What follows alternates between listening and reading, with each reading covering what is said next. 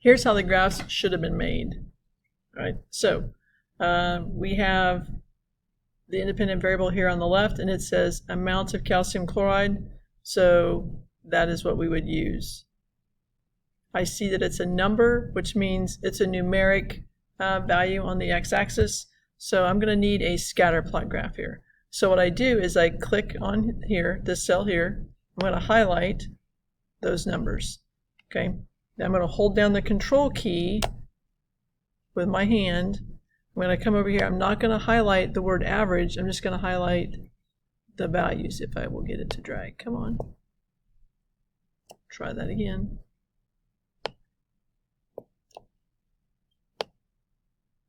Okay, so those are the only things I've highlighted. I need to insert a chart. I think column graph is what I want. I want scatter plot, guys. This way you can put a trend line in it and you see your points. Okay. I go to customize, and this is where I put in all my titles and stuff. So, amount of CACL, whoops.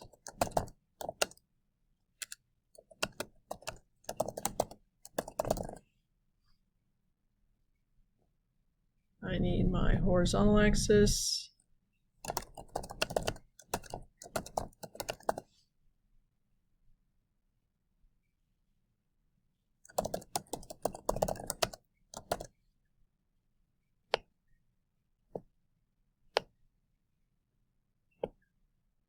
And if you don't like how that looks, you can go back and change that later. But the goal is to get the information down. Okay, series.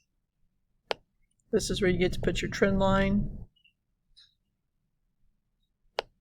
Okay, label. This is where you get to pick your equation. Use equation. And that's the equation for a linear line.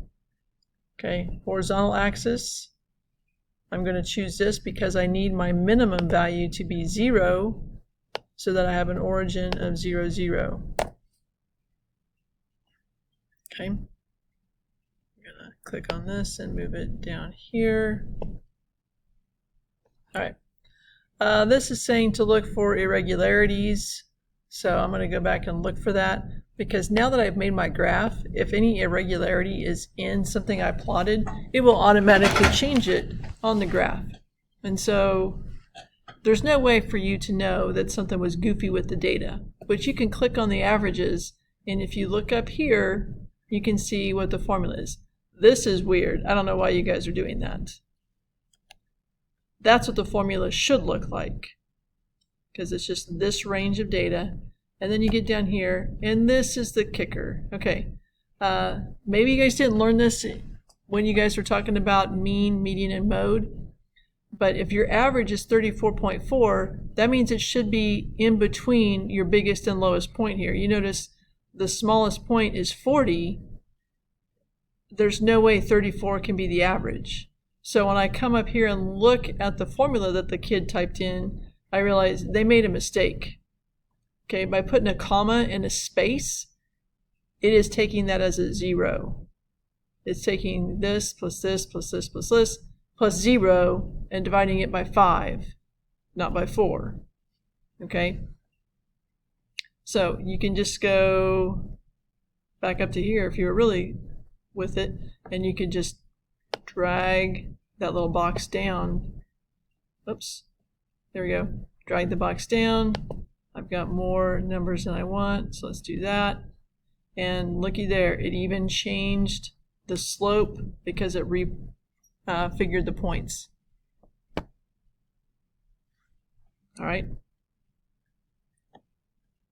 So the actual slope for the trend sentence is 8.63. And so what you would put here is for every 1 gram of CaCl2, the temperature increases by 8.63 degrees. Whoops, doesn't need to be capitalized.